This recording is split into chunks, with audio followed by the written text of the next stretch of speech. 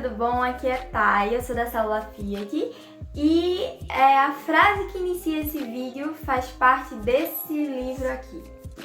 Filoteia, também conhecido como Introdução à Vida Devota, de São Francisco de Sales. Bom, esse livro, ele é um livro espetacular e é por isso que eu vim aqui, através desse vídeo, tentar cativar vocês a buscarem a leitura desse livro e eu tenho certeza que vocês não vão se arrepender.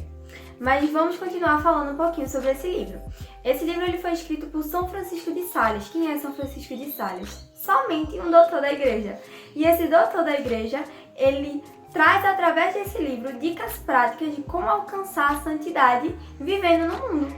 Como os leigos podem alcançar a santidade, né? Parece algo impossível para nós, mas o Vaticano II chama todos nós a ser santos.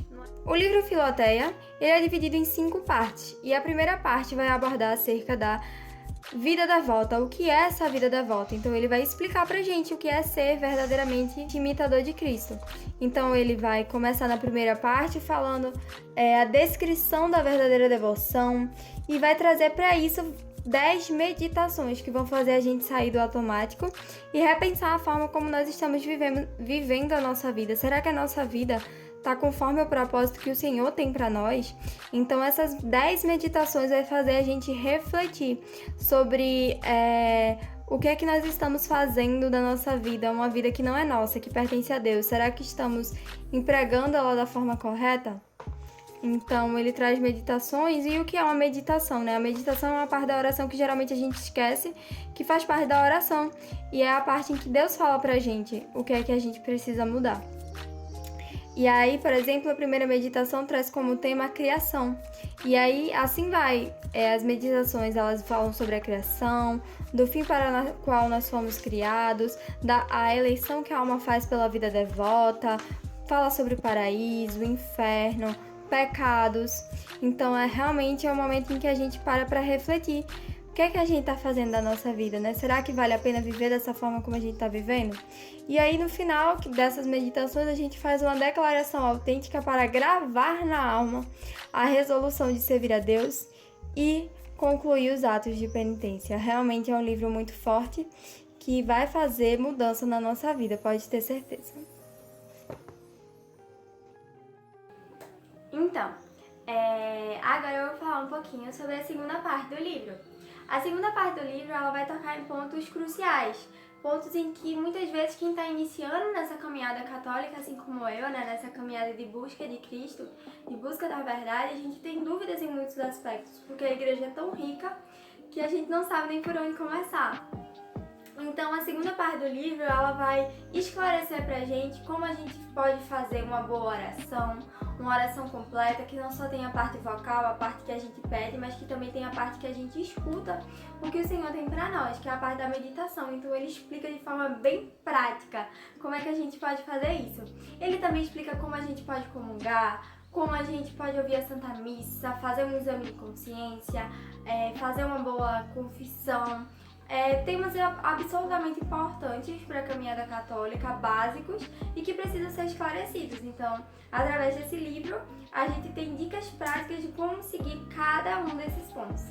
Bom, a terceira parte, ela vai falar da parte das virtudes, né? A partir do momento que a gente escolhe pela vida devota, que a gente começa a fazer um bom exame de consciência, uma boa confissão, a gente começa a notar que tem falhas, defeitos, pecados, coisas ruins na gente. E a gente quer mudar isso. Para poder seguir a Cristo, a gente vai precisar mudar isso e a gente vai sentir essa vontade. E aí, como é que a gente pode fazer isso? Como é que a gente pode mudar esses nossos maus hábitos, né? Então, a terceira parte do livro Filoteia, ele vai falar justamente sobre essa parte de mudar os nossos comportamentos, como a gente pode adquirir virtudes. Então ele vai falar sobre a humildade, a virtude da humildade, em que situações a humildade nos falta e como é que a gente pode recuperar a nossa humildade. Ele vai falar sobre a pobreza espiritual, de a gente ter dinheiro, mas como a gente não deixar que esse dinheiro ele molde quem nós somos, que a gente tenha uma relação com o dinheiro somente de usar o necessário. Vai falar sobre castidade, sobre mansidão conosco mesmo, com o próximo, muito importante. Nesse mundo muito agitado, muito cheio de burburinhos, a gente precisa saber como se manter manso com as nossas falhas e com as falhas dos outros.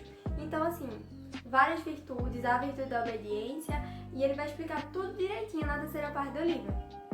A quarta parte, ela fala sobre as tentações, sobre aqueles momentos em que a gente fica, caramba, eu caio direto no mesmo pecado, caramba, eu errei nisso, de novo, meu Deus. Então a parte das tentações, ela vai fazer com que a gente entenda melhor como é que isso ocorre, como é que a gente passa pelo processo desde a tentação até o consentir, até ir se tornar um pecado, como é que a gente pode tratar isso desde o começo para que não se venha a se tornar um pecado, como é que em certas ocasiões a gente às vezes cai em um determinado defeito várias vezes por providência divina, para que a gente não fique soberbo. Então ela vai acabar nos confortando em algumas situações, nos incomodando em outras, para que a gente reflita mais sobre como é que a gente está vivendo. E a quinta parte, que eu amo muito, eu acabei o livro recentemente e eu até fiz, que é a parte da renovação dos votos espirituais, né? É quando a gente lembra do porquê a gente entrou aqui. Poxa, por que eu sou católico? Por que eu decidi abandonar aquela mulher velha, aquele homem velho e decidi me transformar em Cristo, decidi a partir desse dia em diante ser igual a Ele.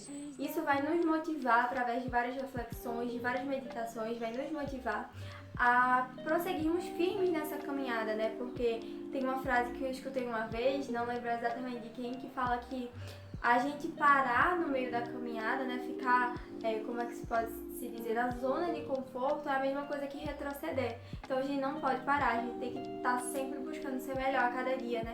É uma das frases de Padre Pio que ele fala que a gente todo dia tem que fazer o dia seguinte ser melhor do que o dia anterior. E é isso, esse livro ele vai ao final dessa leitura, é um livro que você não termina e coloca na estante, né? Eu mesmo pego ele várias vezes pra ver de novo o que é que eu tô errando na oração, ver como é que eu posso escutar a Santa Missa melhor. Depois eu pego ele porque eu vejo que tá me faltando humildade, e aí eu leio de novo sobre a humildade. Ou senão eu pego ele porque eu tô triste, e aí no livro também fala sobre a questão da tristeza, da gente não deixar que ela se transforme em algo ruim, que a gente tem esperança no Salvador. Enfim, o livro ele é um livro que tá com a gente em todas as nossas situações, né? A gente passa por diversas nuances na nossa vida. A gente sabe que buscar a santidade, buscar ser igual a Cristo não é fácil, é um fardo, mas é um fardo que a gente não carrega sozinho, a gente carrega com Ele. E não há outra alternativa, né? Ou a gente sofre aqui sem Cristo, ou a gente sofre com Cristo. Então que escolhemos sofrer com Ele, e livros como esse, de grandes santos, nos ajudam a fazer essa passagem de uma forma melhor, é isso.